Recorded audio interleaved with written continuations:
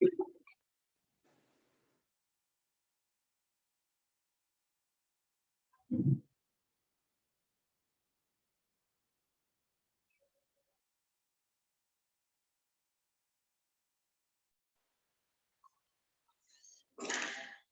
बच्चे, after generation and conduction of nerve impulse, आज हम जो टॉपिक कंटिन्यू कर रहे हैं वो है synapse.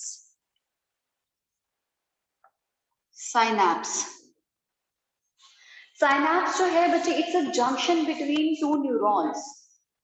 It's a junction between two neurons. दो न्यूरॉन्स के बीच में जो जंक्शन रहता है उसे साइनैप्स कहते हैं। एंड बच्चे, ये एक स्पेशल तरह का जंक्शन है, स्पेशल तरह का अरेंजमेंट है जिसमें दो न्यूरॉन्स आपस में फिजिकली कॉन्टैक्टेड नहीं होते। वो हमारे पास फिजिकली जुड़े नहीं होंगे बल्कि एक दूसरे से दूर होंगे। ठीक है। हाँ, कुछ चीजें होती हैं हमारे पास, कुछ अरेंजमेंट्स है जिसमें न्यूरॉन और न्यूरॉन आपस में डायरेक्टली जुड़े with the help of cell junctions. ठीक है। बट अदरवाइज हमारे पास फिजिकल कांटेक्ट नहीं होता है। ठीक है। तो बच्चे, अगर हमारे पास एक न्यूरॉन ये है, ये उसका साइनैप्टिक नोड है, तो दूसरे न्यूरॉन का डेंड्राइट इस तरीके से होगा और ये ऐसे होगा। ठीक है। मतलब फिजिकल अटैचमेंट आपको नहीं दिखेगी न्यूरॉन में। तो इस तरीके से इंपल्स कैसे पास होगी, इंफॉर्मेशन आगे कैसे बढ़ेगी, ठीक है, उसके बारे में बात करते हैं। तो बच्चे, हमारे पास ये जो फर्स्ट न्यूरॉन आप देख रहे हो, जहां से इंफॉर्मेशन, जिसने इंफॉर्मेशन अभी तक एक्वायर किया है सेंसरी सिस्टम से, यहीं से इंपल्स पास कर रही थी। हमने कहा सेगमेंट बाय सेगमेंट इंपल्स जो है वो आगे बढ़ रही है, फर्स्ट से सेकंड, सेकंड से थर्ड, थर्ड से फोर्थ, है ना। अब बच्चे, इसी तरीके से इंपल्स जो है वो पास कर रही है। अभी बस पास करते करते पहुंच गई एंड स्ट्रक्चर में, स्वोलन स्ट्रक्चर में। वो स्वोलन एंड्स न्यूरॉन के कहे जाते हैं साइनैप्टिक नोड। अब बच्चे, इंफॉर्मेशन को आगे यानी कि नेक्स्ट न्यूरॉन तक भेजना है। नेक्स्ट न्यूरॉन जो है बच्चे, अब वो इंफॉर्मेशन एक्वायर करेगा साइनैप्टिक नोड के थ्रू, उसका डेंड्राइट एक्वायर करेगा। ठीक है। तो इंफॉर्मेशन फर्स्ट न्यूरॉन से सेकंड न्यूरॉन तक जानी है। तब ये फर्स्ट न्यूरॉन जो है, जिसके जो इंफॉर्मेशन को आगे पहुंचा रहा है, उसे कहा जाता है प्री साइनैप्टिक न्यूरॉन। ठीक है। और उसकी मेम्ब्रेन को प्री साइनैप्टिक मेम्ब्रेन कहा जाता है। And the second neuron which actually receives information, वो पोस्ट साइनैप्टिक न्यूरॉन कहा जाता है। यानी कि जो इंफॉर्मेशन देगा वो प्री साइनैप्टिक, जो इंफॉर्मेशन एक्वायर करेगा वो पोस्ट साइनैप्टिक। ठीक है। तो बच्चे, अब हम क्या करेंगे, इसका साइनैप्टिक नर्व और डेंड्राइटिक स्ट्रक्चर बनाएंगे नेक्स्ट न्यूरॉन का। तो बच्चे, अब उनका अरेंजमेंट देखते हैं कि एक्चुअल अरेंजमेंट कैसा है। तो प्री साइनैप्टिक न्यूरॉन का साइनैप्टिक नर्व ये आ गया। ठीक है। यह है pre synaptic neuron.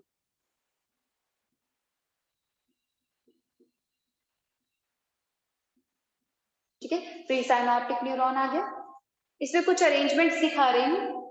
Synaptic nerve में होते हैं कुछ कैल्शियम चैनल्स, नॉर्मली वो क्लोज रहते हैं।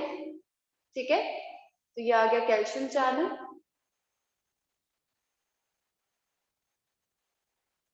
ठीक है।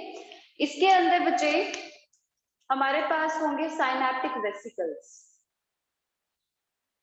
साइनैप्टिक वेसिकल जिसके अंदर प्रेजेंट रहेंगे न्यूरोट्रांसमीटर। मतलब जो निसल्स ग्रैन्युल्स ने न्यूरोट्रांसमीटर्स बनाए थे वो इन वेसिकल्स से पैक हो गए, साइनैप्टिक नर्व तक आ गए, उनको पैक कर दिया गया है, अपने फंक्शन करने के लिए वो आगे बढ़ गए हैं, साइनैप्टिक नर्व तक पहुंच गए हैं। तो बच्चे, ये आ गया synaptic vesicles. And this synaptic vesicles contains neurotransmitter. Neurotransmitter, वो न्यूरोट्रांसमीटर जो निसल ग्रैन्युल्स बना रहे थे। ठीक है। अब किस तरीके का फंक्शन करवाना है उसके अकॉर्डिंग हमारे पास डिफरेंट डिफरेंट न्यूरोट्रांसमीटर होते हैं। जैसे मैं मसल के केस में एसिटाइल कोलिन की बात की थी। एसिटाइल कोलिन वो भी एक न्यूरोट्रांसमीटर है। ट्रांसमिशन इसी तरीके से होगा। उसमें हमने मसल के केस में एक ब्रीफ आइडिया दिया था, यहाँ पे थोड़ा डिटेल्ड प्रोसेस डील करेंगे। ठीक है। अब बच्चे, हम पोस्ट साइनैप्टिक न्यूरॉन की बात करते हैं। पोस्ट साइनैप्टिक न्यूरॉन जो है उसका एक डेंड्राइटिक पोर्शन ले रही हूँ लाइक दिस, ठीक है। तो डेंड्राइटिक पोर्शन है जो रिसीव करेगा इंफॉर्मेशन को।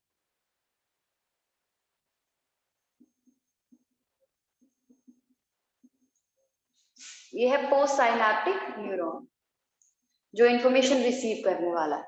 और बच्चे अब इसके केस में क्या होता है, इसके केस में जो हमारे पास सरफेस है पोस्ट साइनैप्टिक न्यूरॉन की, यानी कि मेम्ब्रेन है जो पोस्ट साइनैप्टिक न्यूरॉन की, उसके पास कुछ स्पेशल स्ट्रक्चर्स होते हैं बेटा। वो स्पेशल स्ट्रक्चर्स यानी कि रिसीविंग स्ट्रक्चर्स, ये रिसीविंग स्ट्रक्चर जो है ये न्यूरोट्रांसमीटर को रिसीव करते हैं। So these are neurotransmitter receptors. तो neurotransmitter receptors are present over postsynaptic neuron. Postsynaptic neuron में न्यूरोट्रांसमीटर्स प्रेजेंट रहेंगे बेटा, ठीक है। ऐसा नहीं है कि प्री साइनैप्टिक न्यूरॉन में नहीं है, प्री साइनैप्टिक न्यूरॉन में भी रिसेप्टर थे लेकिन स्टार्टिंग में, ठीक है। तो बच्चे न्यूरोट्रांसमीटर रिसेप्टर्स हैं,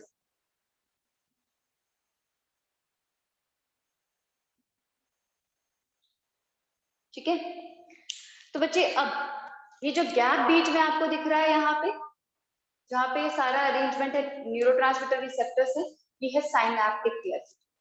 इसे साइनैप्टिक क्लेफ्ट कहा जाता है, साइनैप्टिक क्लेफ्ट। तो ये है बच्चे एक्चुअल साइनैप्टिक अरेंजमेंट, ये है पूरा साइनैप्स। तो एक्टिविटी कैसे होती है एक बार उसके बारे में बात करते हैं कि किस तरीके से यहाँ पे काम हो रहा है, ठीक है। तो होगा क्या, इंफॉर्मेशन प्री साइनैप्टिक न्यूरॉन से पोस्ट साइनैप्टिक न्यूरॉन तक आ गई। यहां तक इलेक्ट्रिकल इंपल्स पहुंच चुकी है, लेकिन इलेक्ट्रिकल इंपल्स जंप करके नहीं जा सकती, उसके पास मीडियम नहीं है, यहाँ पे गैप है। तो उस गैप को देखते हुए यहाँ पे केमिकल की हेल्प लेनी पड़ती है, केमिकल यानी कि न्यूरोट्रांसमीटर की हेल्प लेनी पड़ती है। तो यहाँ पे क्या होगा, ये आ गया साइनैप्टिक नर्व, कैल्शियम चैनल था यहाँ पे, ये आ गया डेंड्राइट, मैं यहाँ पे शो करूंगी, ये ठीक है, पोस्ट साइनैप्टिक न्यूरॉन। तो बच्चे साइनैप्टिक वेसिकल्स यहाँ पे है, ठीक है। तो यहाँ पे न्यूरोट्रांसमीटर रिसेप्टर्स हैं, लेफ्ट की तरफ फेस कर रहे हैं। तो अब क्या होगा, जैसे ही वो डीपोलराइज स्टेट जो है वो साइनैप्टिक नर्व तक पहुंचती, हमने कहा ना डीपोलराइजेशन यानी कि एक्शन पोटेंशियल, ठीक है। सो एक्शन पोटेंशियल जब यहाँ तक पहुंचता है, अब वो एक्शन पोटेंशियल आगे नहीं बढ़ पाता। तो इसके लिए क्या होता है, यहाँ पे साइनैप्टिक नर्व में कैल्शियम चैनल होता है, वो उस डीपोलराइज स्टेट से एक्टिवेट हो जाता है और बाहर का कैल्शियम अंदर मूव करना शुरू कर देता है साइनैप्टिक नर्व की तरफ, ठीक है। तो पहला प्रोसेस क्या हुआ, जैसे ही इंपल्स यहाँ तक पहुंची, साइनैप्टिक वेसिकल्स जो है उनको एक्टिवेट करने के लिए कैल्शियम अंदर की तरफ मूव कर गया, और ये साइनैप्टिक वेसिकल्स एक्टिवेट होकर बॉल के साथ मर्ज करने लगते हैं,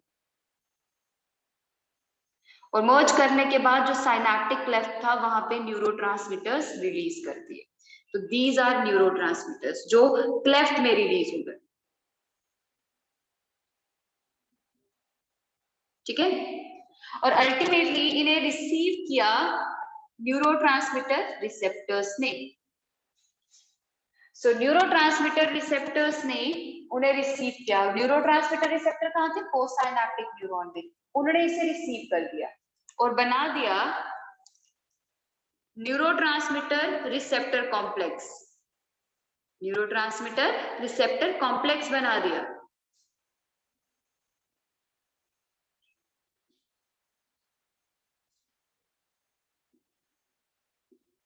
ठीक है।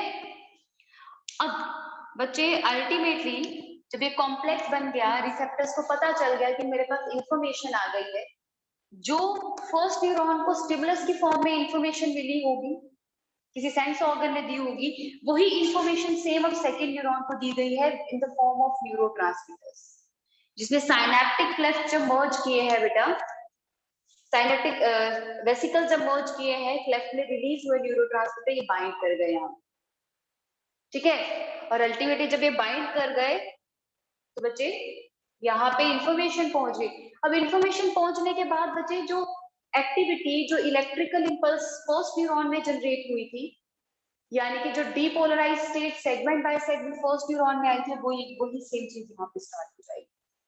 तो मतलब अभी तक इलेक्ट्रिकल इंपल्स यहाँ थी, यहाँ पे केमिकल साइनैप्स बना और इंफॉर्मेशन पहुंच गई रिसेप्टर तक। अब वो सेम इंपल्स यहाँ से होते हुए आगे बढ़ती जाएगी, फिर थर्ड तक जाएगी, ऐसा होता है। तो इस तरीके से एक्टिविटी होगी, ठीक है। तो क्या होगा इस साइनैप्स में, इस साइनैप्स में केमिकल एक्टिविटी होगी। तो बच्चे इस साइनैप्स में केमिकल के थ्रू मैसेज पहुंच रहा है, तो इसी वजह से इस साइनैप्स को केमिकल साइनैप्स कहा जाता है। तो केमिकल साइनैप्स वो साइनैप्स है जिसमें न्यूरोट्रांसमीटर्स यूज होते हैं। सो बच्चे न्यूरोट्रांसमीटर्स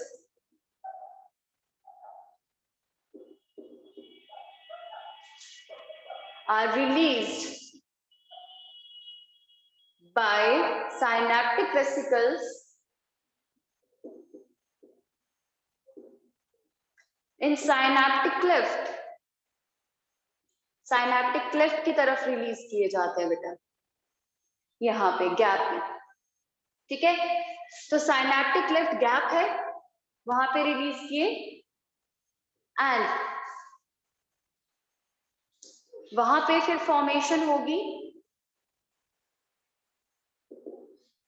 न्यूरोट्रांसमीटर रिसेप्टर कॉम्प्लेक्स से, न्यूरोट्रांसमीटर और न्यूरोट्रांसमीटर रिसेप्टर्स जो है वो बाइंड करेंगे, कॉम्प्लेक्स बनाएंगे। तो न्यूरोट्रांसमीटर रिसेप्टर कॉम्प्लेक्स, तो न्यूरोट्रांसमीटर रिसेप्टर कॉम्प्लेक्स बनेगा at post synaptic membrane. Post synaptic neuron की मेम्ब्रेन को पोस्ट साइनैप्टिक मेम्ब्रेन कह रहे हैं, ठीक है। तो इस तरीके से इंफॉर्मेशन पहुंच गई और एक्टिवेशन हो गया बेटा, ठीक है।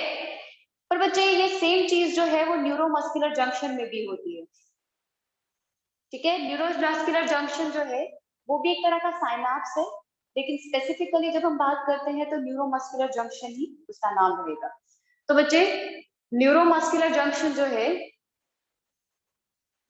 उसके केस में भी सेम एक्टिविटी होती है, सेम तरीके से कैल्शियम चैनल ओपन होगा, साइनैप्टिक वेसिकल्स मर्ज करेंगे, न्यूरोट्रांसमीटर्स रिलीज होंगे।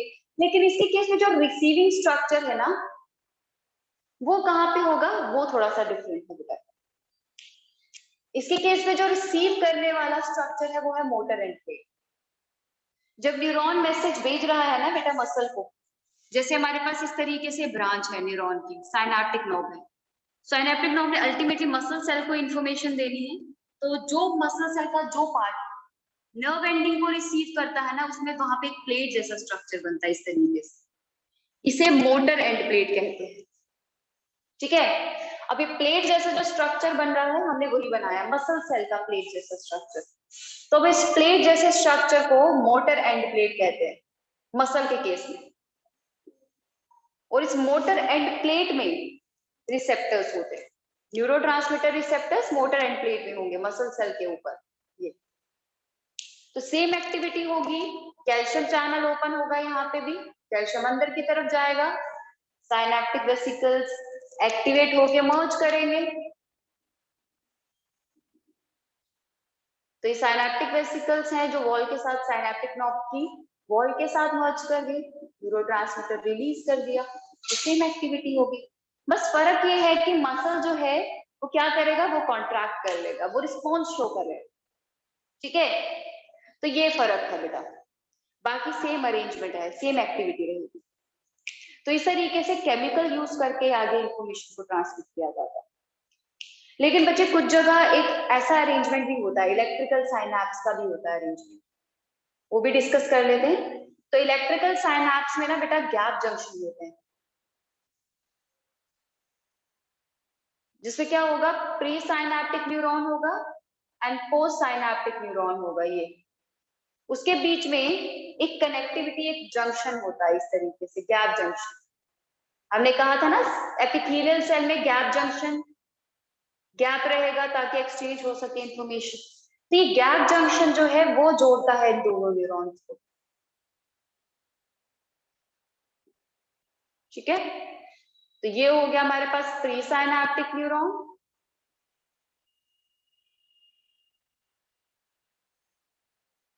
और ये है पोस्ट साइनेप्टिक न्यूरॉन।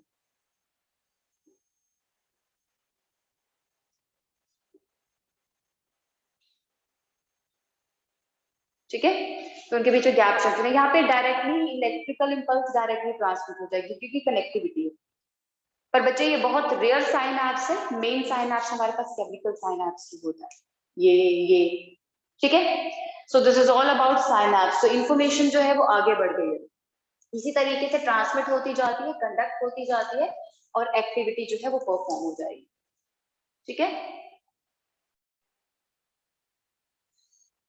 सो बच्चे अभी साइनैप्स के दौरान हमने न्यूरोट्रांसमीटर्स की बात की। न्यूरोट्रांसमीटर्स वो केमिकल्स हैं जो इंफॉर्मेशन को एक न्यूरॉन से दूसरे न्यूरॉन या एक न्यूरॉन से मसल तक लेके जाते हैं, मसल ग्लैंड तक लेके जाते हैं। सो बच्चे न्यूरोट्रांसमीटर जैसे हमने बात की थी, ये प्रोटीनस नेचर के होते हैं। प्रोटीनस नेचर के जो निसल्स ग्रैन्यूल्स बना रहे हैं, है ना, निसल ग्रैन्यूल्स से सिंथेसाइज कर रहे थे, पैक करके साइनेप्टिक वेसिकल्स में साइनेप्टिक नर्व के पास भेजा और अल्टीमेटली उन्होंने एक्टिविटी कर। लेकिन बच्चे एक्टिविटी ऐसी होती है हमारी बॉडी में, या तो एक्सेलरेटरी या तो इनहिबिटरी। ठीक है, तो एक्सेलरेटरी और इनहिबिटरी एक्टिविटीज होती है, जिसकी वजह से न्यूरोट्रांसमीटर भी दो तरह के रहते हैं, उनको भी कैटेगराइज किया गया है बेटा। तो सबसे पहले हमारे पास वो न्यूरोट्रांसमीटर है जो एक्टिविटी को एक्सेलरेट करते हैं, तो एक्सेलरेटरी न्यूरोट्रांसमीटर जो एक्टिविटी को एक्टिवेट करेंगे, ठीक है, एनहांस करेंगे। और दूसरे होते हैं इनहिबिटरी, इनहिबिटरी न्यूरोट्रांसमीटर्स, क्योंकि बॉडी को रिलैक्सेशन चाहिए है, बॉडी को रेस्ट चाहिए है ना, कुछ चीजें हैं, कुछ एक्टिविटी जो है वो प्रमोट नहीं कर सकती हर वक्त, बॉडी एनर्जी यूटिलाइजेशन बहुत ज्यादा होगी। तो इन चीजों को देखते हुए अलग अलग न्यूरोट्रांसमीटर है जो अलग अलग तरह के मैसेज भेजते हैं। ठीक है, तो बच्चे एक्सेलरेटरी न्यूरोट्रांसमीटर वो है जो किसी ना किसी चीज को एक्टिवेट कर रहा है। तो बच्चे इसमें एग्जाम्पल डायरेक्टली लिखूंगी। सबसे पहला एड्रेनालिन, एड्रेनालिन बच्चे हार्मोन भी है, न्यूरोट्रांसमीटर भी है, फाइन। उसके बाद एसिटाइल कोलिन,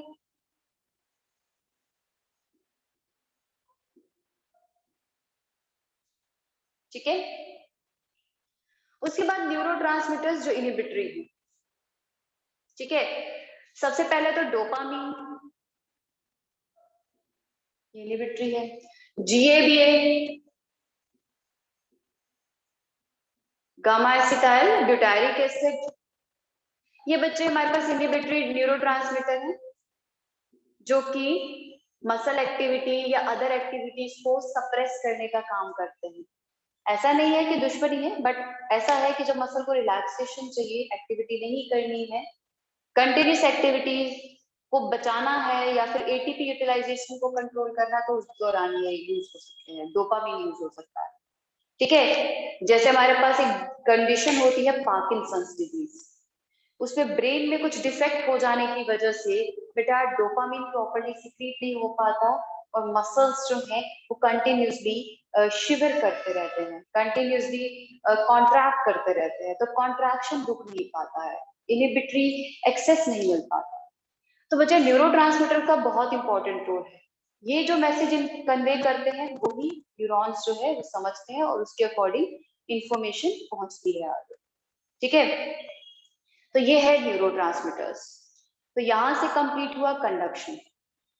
लेकिन अब एक चीज है जो हमें डिस्कस करनी है, ये कि न्यूरॉन्स में फास्ट और स्लो कंडक्शन कहाँ पे होती है। तो बच्चे वो न्यूरॉन्स जो जिनमें माइलिन शीथ होती है वो माइलिनेटेड न्यूरॉन्स कहे जाते हैं। हमने टिश्यूज के दौरान डील किया कि माइलिनेटेड न्यूरॉन्स वो है जिनमें माइलिन शीथ है ना, और हमने कल भी लेक्चर में डिस्कस किया था। लेकिन बच्चे वो न्यूरॉन्स जिनमें माइलिन शीथ नहीं होती है, ठीक है, उन्हें नॉन माइलिनेटेड न्यूरॉन्स कहा जाता है।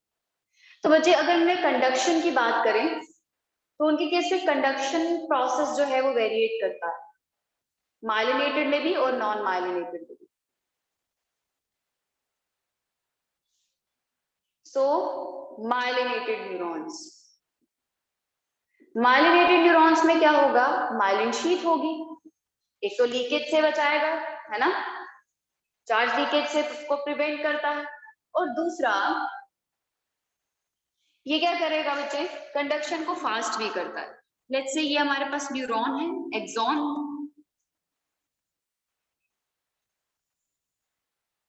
ठीक है, एक्सॉन है, इसके ऊपर माइलिन शीथ है, इसकी कवरिंग है,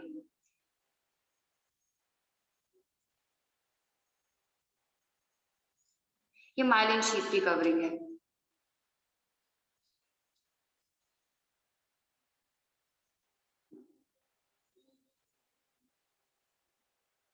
ठीक है, अब माइलिन शीथ में क्या होता है बेटा, हमारे पास नोड्स ऑफ रेंडियर में ही जहां गैप है वहां पे चैनल्स होंगे। तो एक्टिवेशन जब होती है तो यहाँ पे अगर हो रही है एक्टिवेशन, तो सेकेंड टाइम एक्टिवेशन यहाँ पे होगी, यानी कि चार्ज जनरेट यहाँ पे हुआ है, फिर यहाँ पे होगा, फिर यहाँ पे होगा, मतलब डीपोलराइजेशन जो है वो node of Ranvier to node of Ranvier होगा।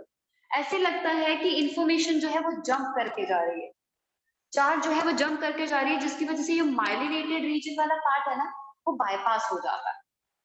ठीक है, तो बच्चे इम्पल्स seems like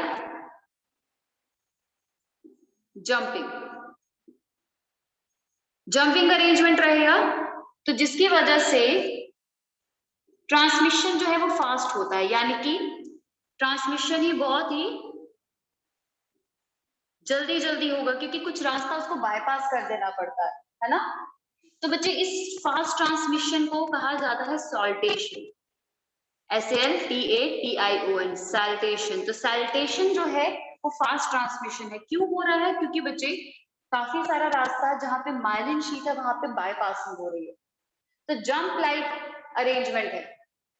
ठीक है, वहीं अगर हम नॉन माइलिनेटेड में बात करें, जिसमें माइलिन शीट नहीं होती है,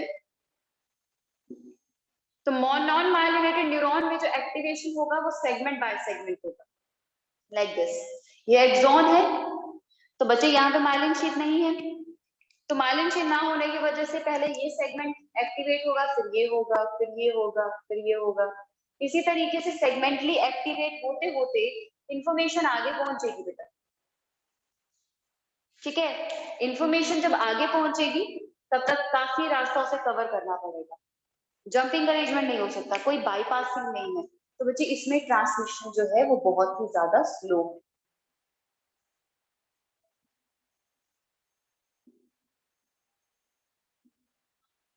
ठीक है, तो ये है बच्चे हमारे पास कंडक्शन मैकेनिज्म। तो यहां से कंप्लीट हुआ generation and conduction of nerve impulse, पूरा कंप्लीट। इसके बाद अब हम बात करेंगे नर्व की, और उसके बाद बात करेंगे फर्दर नर्वस सिस्टम की। ठीक है, तो हमने नर्व की बात की, न्यूरॉन की बात की, उसमें कंडक्शन कैसे हो रही है, साइनैप्स कैसे बन रहे हैं, ट्रांसमिशन कैसे हो रहा है, कौन कौन से न्यूरोट्रांसमीटर है, सब डिस्कस कर लिया। बट एक बार बात करते हैं कि न्यूरॉन में से नर्व कैसे बनती है। ठीक है, तो बच्चे कुछ ज्यादा डिफरेंस नहीं है मसल और न्यूरॉन में, बस फर्क ये है मसल में मसल फाइबर्स होते हैं और नर्व में न्यूरोनल फाइबर्स होते हैं। न्यूरोनल फाइबर्स, ये टर्म जो है बेटा एक्सॉन फाइबर्स के बारे में हो रही है बात। एक्सॉन फाइबर्स यानी कि वो स्ट्रक्चर्स, वो एक्सॉन्स जो माइलिन शीट से कवर है, उन्हें एक्सॉन फाइबर्स कह रहे हैं। ठीक है, वो ही पैक होके नर्व बनाते हैं। पैक होके नर्व कैसे बना रहे हैं, इसके लिए हमें नर्व का क्रॉस सेक्शन लेना पड़ेगा। So nerve is a bundle of neurons, neuronal fibres का बंडल है nerve, which remains packed in connective tissue sheets, जो कि कनेक्टिव टिश्यू शीट में पैक्ड रहेगा, कनेक्टिव टिश्यू शीट में पैक्ड रहेगा बंडल ऑफ न्यूरोनल फाइबर्स। ठीक है, न्यूरिलेमा से पैक्ड एक्सॉन जो है उसे ही न्यूरोनल और एक्सोनल फाइबर कहा जा रहा है बेटा। तो अगर ये बिल्कुल स्ट्रेट और सिलेंड्रिकल नर्व है, हमने इसका क्रॉस सेक्शन ले लिया।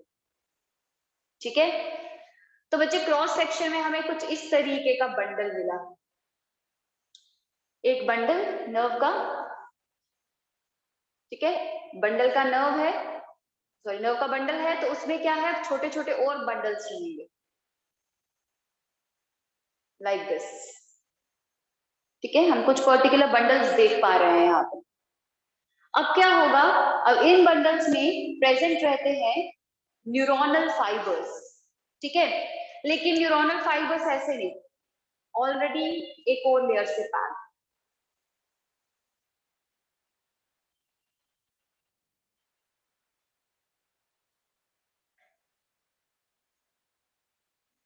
इस तरीके से, बाकी सब जगह भी होगा इस तरीके से पैकिंग है जिसके अंदर न्यूरोनल फाइबर्स होंगे, बिल्कुल सेम मसल जैसा बंडल, मसल के अंदर मसल फाइबर्स थे ना, बिल्कुल सेम वैसा अरेंजमेंट है, ठीक है। सो बच्चे नर्व में इसी तरीके से बाकी बंडल्स भी होंगे, मैं सिर्फ एक ही फिल कर रही हूँ। नर्व में सबसे पहले आउटर कवरिंग होती है जिसे एपिन्यूरियम कहा जाता है, यही एपीमाइसियम के टर्म नाम से हमने पढ़ा था मसल के केस में, मसल बंडल भी बिल्कुल सेम ऐसा था जिसमें आउटर कवरिंग को एपीमाइसियम कह रहे थे, ये है एपिन्यूरियम। कनेक्टिव टिश्यू शीट है, कनेक्टिव टिश्यू कवरिंग है बेटा, कनेक्टिव टिश्यू है बेटा ये, तो कनेक्टिव टिश्यू शीट है जो कि कवर कर रहा है न्यूरॉन नर्व को बेटा। अब नर्व के अंदर, इस शीट के अंदर अगर हम देखें तो हमारे पास प्रॉपर ब्लड वेसल्स, और हमने ये भी चीज कही है कि ब्लड वेसल्स जो है यहाँ पे होंगी, वहां पे एरियोलर कनेक्टिव टिश्यू होगा, तो ये ब्लड वेसल्स है, इसको जो सराउंड कर रहा है, जो स्पेस आपको दिख रही है वहां पे कनेक्टिव टिश्यू वेसल, ठीक है, खाली कुछ भी नहीं रहेगा बेटा। तो बच्चे ये आ गई ब्लड वेसल्स, ये आ गई ब्लड वेसल्स, नर्व्स में सप्लाई हो रही है, ठीक है। अब बच्चे थर्ड स्ट्रक्चर, ये बंडल्स के बारे में बात करती है, जिसमें से एक सिंगल बंडल को, पूरे कंप्लीट बंडल को फेसिक्युलम कहा जाता है, ठीक है, प्लूरल फेसिकुला। तो बच्चे एक सिंगल बंडल जो है यहाँ पे आपको दिख रहा है, इसी तरीके से अरेंजमेंट रहेगा सब जगह, तो ये है फेसिकुलम, ठीक है, फेसिकुलम, फेसिकुलम यानी कि बंडल ऑफ नर्व फाइबर्स। और बच्चे this bundle of nerve fibres remains packed by a covering called as perimysium, sorry पेरीन्यूरियम, यहाँ पे पेरीन्यूरियम, पेरीन्यूरियम which covers connective tissue sheath है which covers fasciculum। अब स्पेसिकुलम के अंदर क्या है, मसल फाइबर, लेकिन मसल फाइबर अकेले नहीं है, फर्स्टली वो सबसे लास्ट लेयर के साथ, सबसे इनर लेयर के साथ कवर्ड रहेंगे जिसे एंडोन्यूरियम कहते हैं, और एंडोन्यूरियम जो है उसके अंदर नर्व फाइबर होगा। एक और बार इसको रिकॉल करते हैं किस तरीके से अरेंजमेंट है, बिल्कुल जैसे मसल के केस में क्या था, लाइक हमारे पास ये है एक नर्व फाइबर, एक एक्सॉन है, एक्सॉन के ऊपर प्रॉपर न्यूरोलेमा है, माइलिन शीट है, अकॉर्डिंगली ये हो गया एक्सॉन, ठीक है। अब इस एक्सॉन को हमने क्या किया, एक कवरिंग से, कनेक्टिव टिश्यू शीट से पैक किया, दैट इज पेरीन्यूरियम। सेम इस एक्सॉन को भी किया, सेम इसे भी किया, इसे भी किया, सबको किया, सबको पेरीन्यूरियम से कवर कर, एंडोन्यूरियम से कवर कर दिया, तो एंडोन्यूरियम से भी सारे कवर हो गए। अब हमने क्या किया, इसका बंडल बना दिया, और इस बंडल को कवर कर दिया नेक्स्ट कनेक्टिव टिश्यू शीट से, जिसे कहते हैं पेरीन्यूरियम, तो पेरीन्यूरियम से कवर कर दिया। अब ये बंडल जो आपको दिख रहा है यहाँ पे, ये सेम बंडल यहाँ पे है जिसे आप फेसिकुलम कह रहे हो, तो fasciculum remains covered by perineurium. Nerve fibre जो है वो कवर्ड है एंडोन्यूरियम से इंडिविजुअली सब। अब बच्चे जो बंडल बना है वो फेसिकुलम है जो पेरीन्यूरियम से कवर्ड है, और ऐसे बहुत सारे बंडल और हैं, 1 2 3 4 5 6 ऐसे और बंडल है जो पेरीन्यूरियम से कवर है, उनको फिर कॉमन करके एक ही शीट पे पैक कर दिया गया है, दैट इज एपिन्यूरियम, और ये बन गई नर्व, ये नर्व है। लेकिन बच्चे अब ये नर्व जो है उसकी टाइप्स है बेटा, बच्चे 3 तरह की नर्व्स के बारे में बात कर रही हूँ, 3 टाइप्स ऑफ नर्व्स। और बच्चे ये नर्व्स इस बेसिस पे हैं कि इसके अंदर जो न्यूरॉन है उनका नेचर क्या है। न्यूरॉन का नेचर क्या है, तो बच्चे 3 तरह की नर्व है, सेंसरी नर्व, मोटर नर्व और mixed nerve.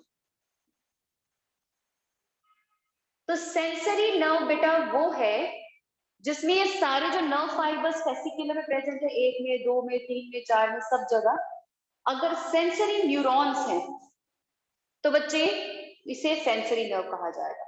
Sensory neuron recall करवा देती हूँ। सेंसरी न्यूरॉन वो है बेटा जो इंफॉर्मेशन सेंसरी ऑर्गन से लेकर ब्रेन या स्पाइनल कॉर्ड तक लेके जाता है ना, हमें सेंस करने में हेल्प करता है, चीजों को अंडरस्टैंड करने में, देखने में, सुनने में हेल्प करता है, वो सेंसरी न्यूरॉन है। वो सेंसरी न्यूरॉन सारे मिलके जब एक नर्व बना रहे हैं तो वो सेंसरी नर्व कही जाएगी। तो sensory nerve has all sensory neurons, यानी कि ये क्या करेंगे, कैरी मैसेज को कैरी करेंगे सेंसरी एरिया से, सेंस ऑर्गन से सेंट्रल नर्वस सिस्टम की तरफ, यानी कि ब्रेन और स्पाइनल कॉर्ड की तरफ। तो बच्चे information from sensory sense organ to CNS, central nervous system. वही इसके अपोजिट बेटा मोटर नर्व। मोटर नर्व जो है बेटा वो है जिसमें सारे मोटर न्यूरॉन्स होंगे। मोटर न्यूरॉन्स वो है जो इंफॉर्मेशन को ब्रेन या स्पाइनल कॉर्ड से इफेक्टर रीजन तक लेके जाता है, क्योंकि जो आपको स्टिमुलस मिला वो तो आपने ब्रेन तक पहुंचा लिया, लेकिन ब्रेन रिस्पॉन्स भी तो भेजेगा। सेंस ऑर्गन्स को रिस्पॉन्स वाली भाषा नहीं समझ आती बेटा, वो काम नहीं कर सकते। उनका काम है इंफॉर्मेशन लेना, उन्होंने इंफॉर्मेशन एक्वायर करके ब्रेन को दे, ठीक है, तो ये काम हो गया। लेकिन एक्टिविटी मसल या ग्लैंड को ही करनी है ना, तो motor neuron central nervous system से रिस्पॉन्स बनाकर लेकर आते हैं और इफेक्टर रीजन को बताते हैं ताकि वो काम कर सके, ताकि वो रिस्पॉन्स दे सके, ठीक है। तो मोटर न्यूरॉन जो है वो इंफॉर्मेशन को लेकर जाते हैं, इंफॉर्मेशन यानी कि रिस्पॉन्स को लेकर जाते हैं from central nervous system to effector organ. Effector organ जो कि इफेक्ट होता है, जिसको एक्टिविटी करनी है, ठीक है। लेकिन बच्चे थर्ड नर्व है मिक्स नर्व। मिक्स नर्व वो होती है जिसमें यहाँ रहने वाले नर्व फाइबर्स जो हैं, एक्सोनल फाइबर्स, कुछ सेंसरी होंगे कुछ मोटर होंगे, ठीक है। तो बच्चे mix nerve have both sensory and motor neurons, sensory and motor neurons रहेंगे, ठीक है। तो बच्चे ये हमारे पास 3 तरह के nerves, sensory, motor and mix nerves. Location के बेसिस पे भी है बेटा, लेकिन वो हम करेंगे पेरिफेरल नर्वस सिस्टम के साथ, ठीक है। तो फिलहाल हमारे पास sensory, motor and mix nerve है बच्चे, ठीक है। सो ये हो गया बच्चे पूरा नर्व तक का अरेंजमेंट। अब लास्ट जो है, जो हमें नर्वस एस्पेक्ट से करना है, वो है नर्वस सिस्टम बच्चे। तो नर्वस सिस्टम डील करेंगे इसके बाद। सो बच्चे नर्वस सिस्टम की बात करेंगे, वो सिस्टम जो न्यूरॉन्स ने बनाया है। हमारी बॉडी के ऐसे सेल्स जो एक बार डैमेज हो जाए जिन उनका, तो उनका रिपेयर जो है वो नियरली इम्पॉसिबल है। इसीलिए न्यूरोनल इंजरीज सबसे सेवियर इंजरीज मानी जाती है। वहां पे स्टेम सेल्स नहीं होते तो रिपेयर मैकेनिज्म बहुत रेयर, ठीक है। तो नर्वस सिस्टम जो है बेटा, उसे डिटेल में डील करने से पहले एक बार मैं क्लासिफाई कर रही हूँ। We have 2 types of nervous system depending upon the axis of arrangement. जो बॉडी के सेंट्रल एक्सिस पे है वो है सेंट्रल नर्वस सिस्टम, ठीक है। और सेंट्रल टर्म जो है वो इनकी एक्टिविटी से भी रिलेटेड है, सेंट्रल यानी कि कोऑर्डिनेटिंग सेंटर, ठीक है। तो central nervous system, that nervous system which belongs to the central axis of the body, central axis of the body। और बच्चे it includes the superior nervous organs, that is brain and spinal cord, ठीक है। तो brain और spinal cord जो है वो इसमें इंक्लूडेड रहेंगे।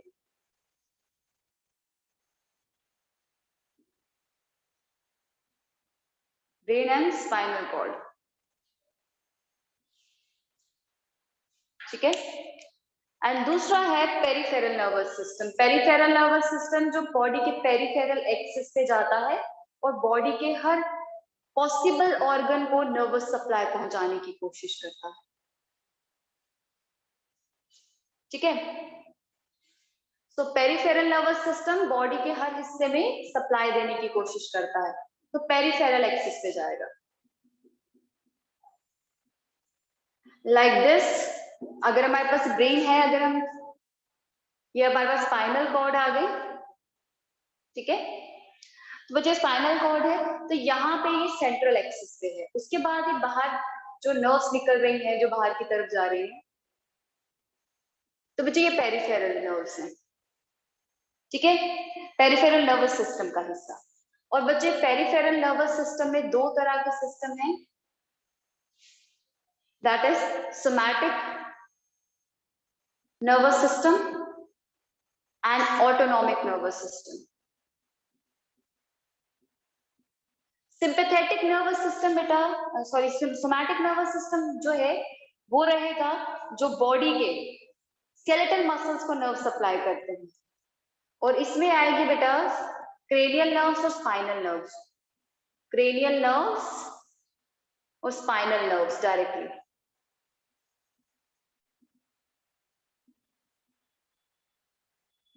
और ऑटोनॉमिक नर्वस सिस्टम में वो नर्वस सिस्टम आएगा जो स्मूथ मसल्स को नर्व सप्लाई करता है, हमारे कंट्रोल के अंदर इनके इंफॉर्मेशन नहीं रहती, स्टिमुलस एक्वायर करेंगे रिस्पॉन्स भी दिखेगा, लेकिन इनवॉलेंट्री मसल्स को सप्लाई करते हैं ये मैसेज। और इसमें आता है sympathetic nervous system and parasympathetic nervous system. तो ये सारी चीजें बेटा, ये सारे नर्वस सिस्टम हमें करने हैं डिटेल में। इसमें से सबसे पहला है ब्रेन एंड स्पाइनल कॉर्ड जो सेंट्रल नर्वस सिस्टम का हिस्सा बच्चे, ठीक है। सो कल के लेक्चर में स्टार्ट करते हैं।